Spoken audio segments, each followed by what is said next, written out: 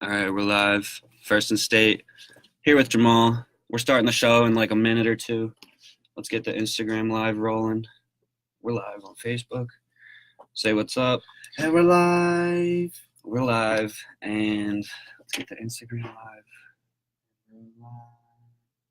Yo, where's the live? Show you on live on Insta. Yeah, I'm live on Facebook right now. I'm getting on Instagram here. If it would work. Bro, what's going on here? Who do you guys have winning the whole tournament? Who do you have going to the Elite Eight? My Final Four is kind of busted. It was sort of not a joke, but a really bold idea picking Syracuse to go as far as I had them going, which was unfortunately the Final Four. All right, so, dude, why can't I start a live? Like, I have a story, but like, where do I start my live? Like there you go. Yeah, if you could just throw it over there, that should be good. Yeah. Oh God, I'm sorry. Sorry to my phone, man. What they say? Oh, you gotta flip the camera. Let's get that theme song going. So this is still our old theme song. We have a new theme song coming. Stay tuned for that. You stuff coming soon. On the way. This is what the greatest thing about sports is. You play to win the game. Hello? You play to win the game. What else we playing for? You don't play to just play. Play to win the game. That's the great thing about sports. You play to win. And I don't care if you don't have any wins. You go play to win.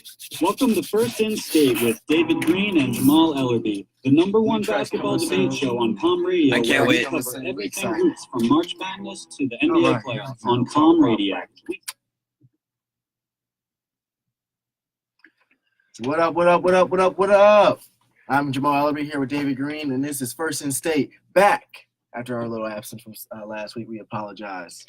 How we doing, everybody? I got to get this camera right. We're back here, First and State, in our Innovation Park studios. We're here every Tuesday from 2:30 to 3 o'clock. You know what it is. You do know what it is. I was feeling way, way under the weather last week, but I'm back. I'm feeling better than ever now. How you doing, Jamal? I'm great. I want to talk some basketball, but what do you want to talk first? What do you want to talk first, David? Well, I put down the current NBA standings right here. We're looking at about 10 games left in the regular season for most of the teams in the playoffs. Do you want to we'll start out in the East? Yeah, start on the East. Yeah, we have a real tricky seeding here in the East for the last couple of spots. You got the Pistons and the Nets tied for the 6th and 7th seed. They're both 17.5 games back. And then you also have the Heat, who are only one game behind them in the 8th seed. So those last three spots could change a lot. And also the Magic are out of the playoffs, but only by half a game behind the Heat. So how do you see those last four spots playing out? Well, absolutely. The Sixers losing to the Magic was so bad for Miami. It was a bad loss. I didn't see that coming. And before this, I saw Miami just breeze into the 8th seed, letting D-Wade go out in a first-round loss, but we might not see D-Wade in the playoffs. We already don't got LeBron. We might not get D-Wade. We already don't got Carmelo. The banana boat's back with Bosh. I don't want to see it at all. I want to see D-Wade in the playoffs. I want to see Miami Heat make it. So I hope the Orlando Magic don't beat out the Heat for that 8th seed. But it could happen. That's a possibility. That's the thing I fear. But I also think I fear is the Detroit Pistons. I mean, they're 37 for 36. You really don't see anything spectacular about this team. What's stopping them from losing the last set of their games and them getting out of the playoffs, David? What do you see out of that team? Anything? I haven't looked at the rest of the Pistons schedule, but I know the duo of Blake Griffin and Drummond is just ridiculous down low. A lot of teams have trouble matching up with that. I'm sure a lot of people would agree. But back to the Miami Heat, do you think that they're going to stay in the 8th seed, or do you think they could move up to the 7th seed possibly? Or do you actually think they might fall out of this playoff race? Like you said, Orlando, they're doing well right now. They got a big win against the Sixers the other night. I actually heard Markelle Fultz return to the bench for the Magic. So that I actually didn't see the game. That must have been interesting. But, I don't know what's going to happen with these last three teams. Well, luckily for Miami, they can handle business here by beating the Magic on Tuesday. They have that opportunity. That's tonight. But sadly for Miami, They play some tough teams. They play Boston twice, and Boston's hungry for some wins. So those are playoff wins. Those are playoff games that Miami has to win anyway, just to show that they're worthy of even being contenders. And then they also play the Sixers again, and they play Brooklyn. So Miami does have a tough second half schedule and going into it. But can they make it? Can they win? Of course they can. With these teams, there's going to have rest games, for instance. Their game against the Sixers is the second to last game of the season. Who knows who's going to be resting? Brooklyn is the last game. Who knows who's going to be resting? Toronto, third to last game. Who knows who's going to be resting? So Miami can actually just get those games and take them and steal and breeze in. But it's the NBA. Yeah, it's the NBA. We're fighting for minutes. We're fighting for chemistry. We're trying to go into the playoffs and make a statement. Who knows what these games actually mean or actually about? It's an up and down toss for this team who hasn't really shown definitively they're worthy of being in a playoff spot. They've really just shown they're an 8 seed team. Yeah, that you couldn't have said it better. They really have shown that they are an 8 seed team. One night they'll show up, they'll beat a team like Golden State, play great defense all night, play really well as a team all night, moving the basketball. The very next game they'll come in and just lay an egg. You really hate to see that. But before we head out west, Jamal, I think we should talk about Boston again. They're in the 5 seed right now, so that's not home court advantage. Do you think that hunger and you know, they're going to realize like they really need to turn it on now? Do you think they could take the 4 seed from the Pacers? They're 2 games behind them. No. I know that they want home court. I can see Boston taking the 4 seed, but as long as we're not talking about the 3 seed, but the 4 seed, yes, I can see it. I mean, the Pacers aren't really a great team. The Pacers definitively have struggled and have seen. I'm going to say inconsistency from players scoring wise. I can say that. With Victor Oladipo's absence, this team has nothing going to the playoffs that can stop them or that can continue them to make a run. Boston, on the side, they have star. They have star power. Yeah, I just don't know if their chemistry is going to stay. Like it's like I said, they'll similar to the Heat. They'll get a really good win. They'll go play a team, one of the best teams in the league. They'll play a great game of basketball, and then the next game, it'll look like they're taking the night off. Here's what I will say about Boston. This is my stance right here. I say if Boston goes into this playoffs and they play the Sixers, they win. They win and they beat the Sixers in 5 games every time. There's something about this Boston team that when they come to Philly or when the Philadelphia Sixers go to Boston, there's something about Brett Brown and Brad Stevens that it's just a chess match. And Brett Brown loses every time. Brett Brown loses to Brad Stevens every time. And I think Boston, if that is the case, they get their hunger back. They get their chemistry. And they go into the playoffs a championship team potentially. I think if Boston gets to the playoffs, they're still dangerous. I don't think we should underestimate them now. But in terms of seeding and where they take, it's still the regular season. There's still players taking nights off. There's still those eating steak and I'm frustrated. So relax. But for the playoffs, Boston's a dangerous team because of the star power they have, because of the hunger they have, and because of the playoff energy and atmosphere. It's Boston, the fans. Yeah, it's going to be really interesting to see how these last 10 games or so play out for Boston. I do need to take another look at their schedule, but I don't see them jumping up 2 full games and passing the Pacers to get that home court in such a short time. But hey, it's possible. I mean, they're all healthy. Maybe they could go on a run here. We'll see. Jumping out west, what do you see out west, David? Out west, it's also I'd say it's even trickier for the bottom teams. So as far as making the playoffs, it's already set. The Kings are in the 9 seed, 1 spot out of the playoffs. They're literally 6.5 games behind the 8 seed. So I'm not going to talk about them. The playoffs are pretty much set for the West, but as far as seeding, the 5, 6, 7, and 8 seed are all within 1 game of each other. So let me just say, I don't know if you saw the Portland Trailblazers last night, but Nurkic, he broke his leg, and he's going to be out for the year. It was a very gruesome injury. I remember he broke his leg 2 or 3 years ago, and it actually made a really big difference for them. I think they would have given Golden State way more issues if they still had Nurkic a couple years ago when he did break his leg. How much do you think his injury is going to hurt Portland? Because I would say a lot, but they added Enes Kanter, who does help in that position. So do you see Portland keeping the 4 seed and maintaining home court advantage here? They're 2.5 games against the 2 teams behind them. Well, actually, I liked Portland before this injury. I think that we undervalue Seth Curry. Seth Curry had a key steal last night to force overtime. We can talk about one play. We can talk about the 20 points he scored, too. I think Seth Curry has been a great addition, a great bench player. I think he could be Sixth Man of the Year next year if Lou Williams decides to start where he should be. He's a starting caliber player. But if we're talking about the injury and how that affects his team, Enes Kanter's not a passer like Nurkic. He doesn't have the ball movement, ball vision as Nurkic. Enes Kanter is more of a low post, isolated, one-on-one big guy who can get rebounds and play defense. That's a difference, and that is a different player they're going to have on the court, and that's a different thing they're going to have to establish with Damian Lillard and C.J. McCollum catching the ball and catching and shooting, looking for that offense.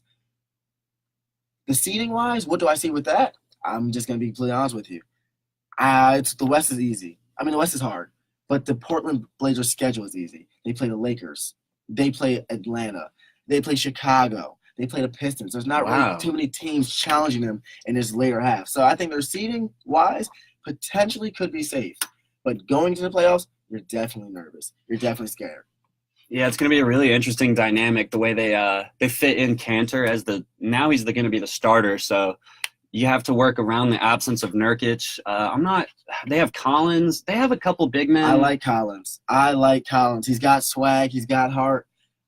I like Collins a lot. I think he's a good more team potential taking up Nurkic's minutes. I think they should divide the minutes between Enes Kanter and Collins, youth, and I think Kanter doesn't have the agility and speed, but he does have the skill, finesse, and toughness that Collins doesn't have. I think if the coaching can really work that out, trying out these younger teams, and that Collins does shoot the three ball, it's sky's the limit for this team if they decide to do it. But the passing is gone, the ball movement is gone with the big guy, and Dame Dollar not having the ball in his hands as much now. You'll see more isolation, more dribbling. Yeah, Damian Lillard is a bad man, as Stephen A. has said. We'll see what happens, but they did have Nurkic last year, and don't forget, somehow the Pelicans swept this team without Boogie, who they had at the time. So that did take me a step back in confidence with the Portland Trail Blazers, but they've been playing really great this year. And I think they're going to figure out how to work without Nurkic because it's not the first time they've done it now. So we're going to take our first commercial break, and we're going to talk a little more about the Western Conference seedings when we come back. So do not go anywhere.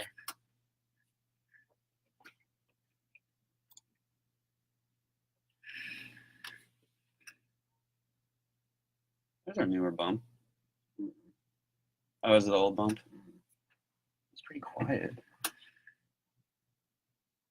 Do you hear that? You can kind of hear it. Bro, it's loud as hell today. Turn it down a little bit. Turn it down.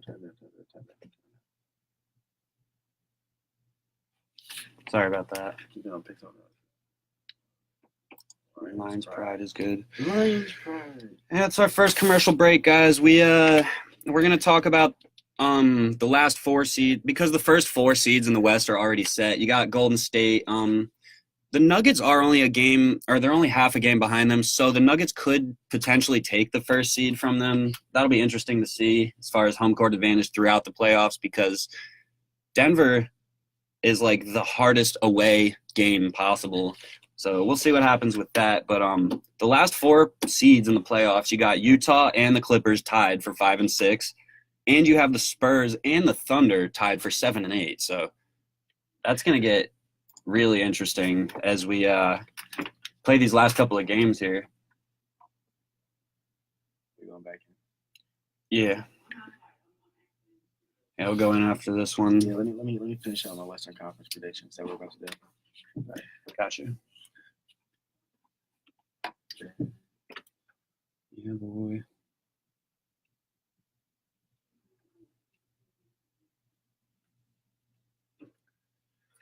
All right, and we are back after our first commercial break. So, Jamal, we have the last 4 seeds of the playoffs for the Western Conference looking really jumbled, really close. You got the Jazz and Clippers tied at 5th and 6th place, and then you have the Spurs and Thunder tied at 7 and 8. The Thunder I never thought would be dropping all the way down to 8. So how do you see these Western Conference seedings finishing? David, I'm just going to tell you right now, I'm a little sad. I'll take you back. I want to take you back to the 2016 season. Russell Westbrook is averaging a triple-double. He's on an MVP tear. He has no one on his team. He's literally winning games by himself. I think they got the 4 seed that year, 4 or 5 seed that No, year. they got the 7 seed. 7 seed? Yeah, they barely made it. I But must be mistaken. nonetheless, I take you back there, and I just want to say I miss the old Russ. I miss the dog. I miss the fighter. I miss the old Russ. You don't think it's the same anymore? I miss the dog. I miss the winner. I miss the guy who stepped on that court and put fear in his opponent. I miss the guy who stepped on that court and win games by himself no matter what. I miss the old Russ. He's gone. I look at this guy playing now. He's complaining about fans. If you ask Russ what his focus is, I don't even see him focused on championships. I don't see Russ competing the same way he used to compete. I don't see Russ playing the same way he used to play. I saw the Toronto game, and I saw Russ in OT pass up 3 looks at the basket. 3 looks. I miss the old Russ. I miss the fighter. I miss the Russ that was going to win that game by himself no matter what. This Russ is passing shots to Jeremy Grant.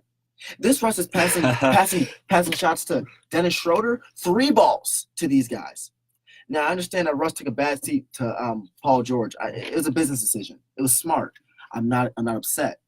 But I miss the old Russ. This Russ lost his heart. And this Russ is content with the 8 seed. David, can I paint a picture for you? Paint it. Let's step into this room. Step into this room with me. The Thunder get the 3rd seed. The 3rd seed.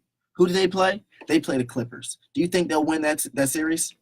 I think they should win that. In what? How many games? Like 6. 6? Yeah. Let's say they lose in 6. Oh. What does that do for Russ's legacy? That's really bad for Russ's legacy, and that would leave lots of questions after this season. He's getting the money, too. Hold that. Now, they get the 8th seed, and they lose to the Warriors. What does that do for Russ's legacy? I don't think it hurts his legacy as bad because it's the Warriors. It's Golden State, and they're an absolute super team. Who wouldn't lose to them? But I know what you're thinking. Oh, he only got the 8 seed? So, I don't know. Either way you look at it. Take this dance. I miss the old Russ. The old Russ would have never settled for the 8 seed. The old Russ would have been averaging those triple doubles he could. He would not have passed up those 3 looks in the basket. He's not passing up shots. I miss the old Russ. He's not here no more. We don't have the same dog. We don't have the same fighter. Jamal, maybe we get to playoffs and he plays the Warriors, which he wants. He'll get the fire he wants. That's what I want to see. He'll get it when he plays the Warriors.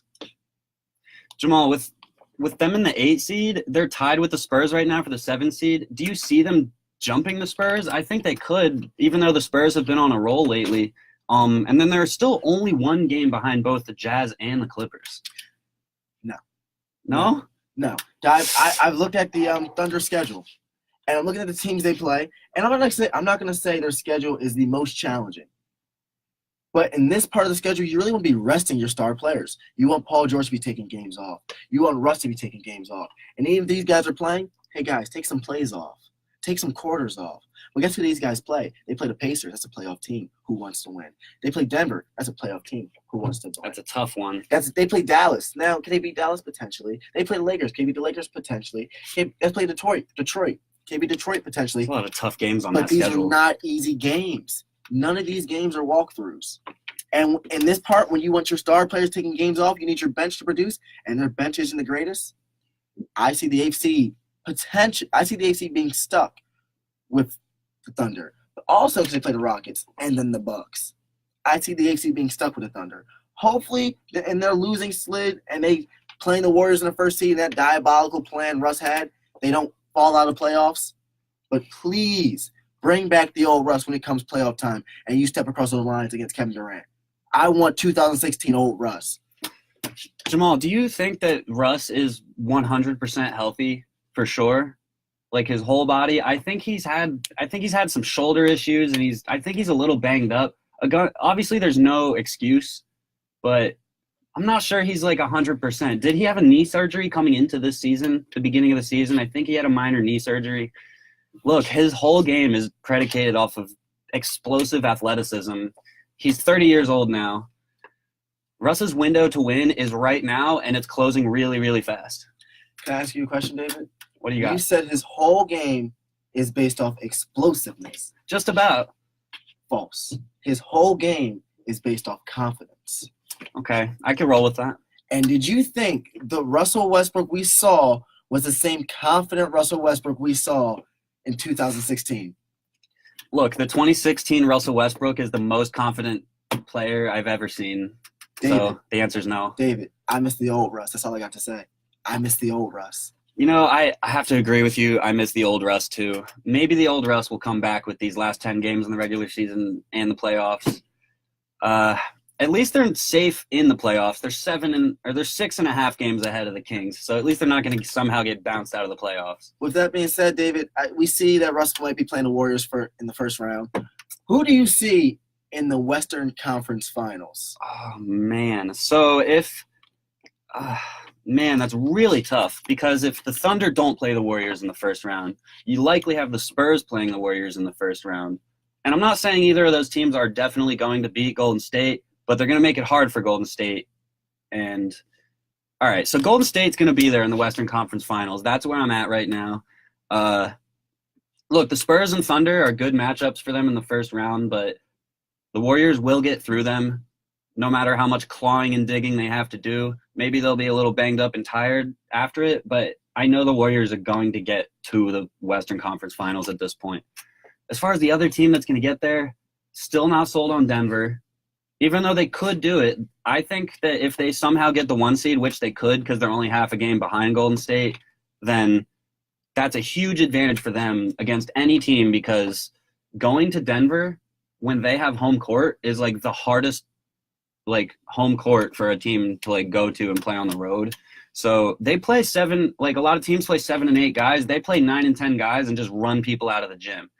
So that's been their strategy this year.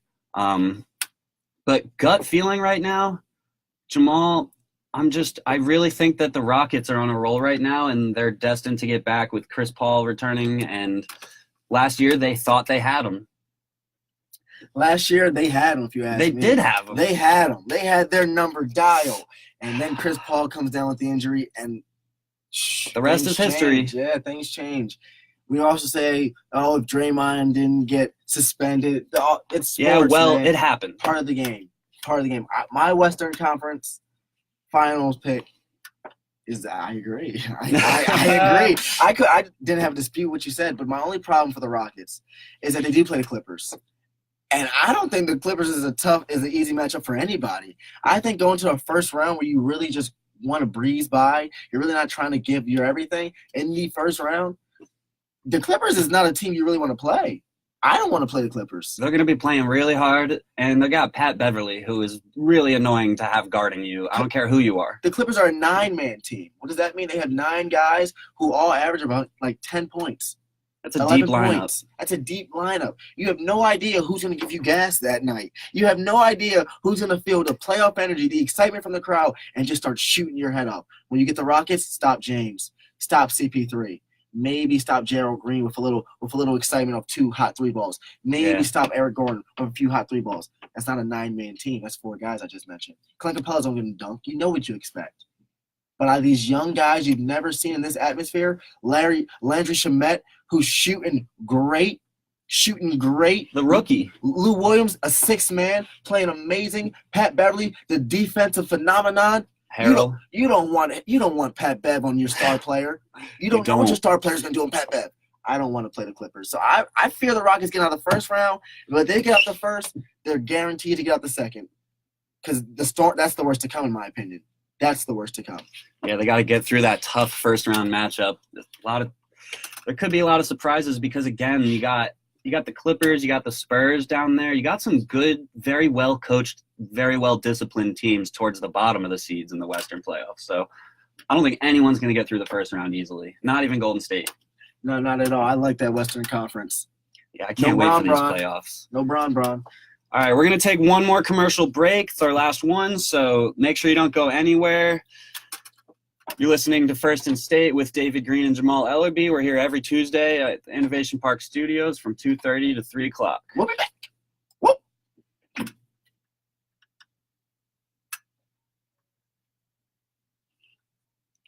All right, so do you want to talk any Final Four action at all? My bad. Too loud. Because I got my Final Four here, my champion. I'm ready. You are? All right. Who does everyone have going to the Final Four? I want to hear it. I have 3 out of the Final 4 on my bracket still alive. Lions pride. I regrettably picked Syracuse to go to the Final Four.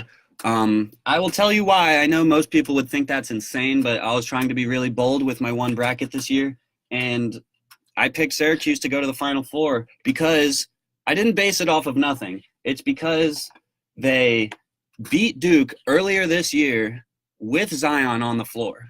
That's something. Syracuse. At least a broken clock is right 2 times a day. Yeah, so I'm just telling you why I picked them. That was my thought process. So that's the one team I got wrong with my Final Four. But I'll tell you the rest when we come back from commercial break, which is about 15 seconds from now. Does your Final Four look anything like mine, Jamal? No, sorry. I wasn't. Okay. I got you. I really don't know who's going to win, man. I just couldn't not pick Duke. I had to pick them. And we're back. Your boys. First in state. So, David, let's talk some NCAA. It's March Madness. The madness is here. Let's get into it. So, David, who out of the teams that remain, let's just start there, do you like to win it all? All right, so to win it all, we have the Sweet 16 coming up on Thursday. It starts. Mm-hmm. I could not pick anyone but Duke to win it all. Really? Because of Zion Williamson. And I wasn't as high on him. If you listened to our show maybe a month or two ago, I wasn't as excited about Zion Williamson. I wasn't, Murray State was in the tournament. You loved Jamal. I loved Murray State and John Morant. I was really disappointed when they lost. But the thing with Zion is, at the end of the game, a guy that when he misses the game-winning shot and he still somehow just follows his shot and gets the rebound and puts it back in every single time over anybody, I don't know. Like, I can't see anyone matching up against Zion. And look, I know they just almost lost to UCF the other night, but Taco is 7'6", and there's no other Tacos that Zion has to go up against for the rest of this tournament. What do you think about Duke? You think they've seen the worst of it? I don't know if they've seen the worst of it, but as far as Zion matching up with another guy, I think they've seen the worst of it. I'm telling you right now that Tom Izzo with Michigan State, I'm scared of them. They look fired up. Those seniors look ready to play. The freshmen. Now we can look at the coaching dispute. I don't really want to get into it too much. It's not a big deal, but that's great. Just see a team will through, fight together, play like that. I think when they go up against Duke, because I think Duke makes it past Virginia Tech, but I think Michigan State passes LSU. But I think when they go up, that's when Duke meets their maker. I think Tom Izzo has a secret sauce to stop that. I think because Tom Izzo has a great defensive team. He always has every year. That's true. I saw Cassius Winston the other night, and he hit 3 or 4 jump shots in a row late in the game and absolutely got that whole entire place going. Like, if Cassius Winston gets going really hot, there's not going to be a lot that Duke can do. But to me, they just have to throw a lot of bodies at him because as we saw, he can clearly shoot it. He can shoot it off the dribble, create his own shot. He can penetrate and get to the basket. So I'd say you have Zion guard him a little bit. You have R.J. Barrett guard him some. Throw Reddish on him, and you just make it as hard for him as possible. I'm just not sure if you're Coach K, do you want to try and make Cassius Winston beat you, or do you want to try and make the rest of the team beat you? We're going to go rest of the team. You want the ball out of the Stars' hands. And when March Madness, when the lights are on, stars arise, good players play great, either this guy sinks or falls. And do you want to give him the chance? I don't want to give him the chance to sink or swim. I don't want him to give him a chance to swim. Give the other guys the ball. My question to you, David. I agree with that. Not going into the Elite Eight, because we have to look at the Sweet 16.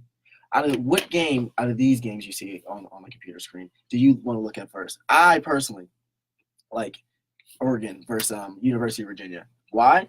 Because I think Oregon wins. University of Virginia has not made it to the Sweet 16. This is their first time being here. I don't think they make it to Elite Eight. I think the dream's over. Journey's ends.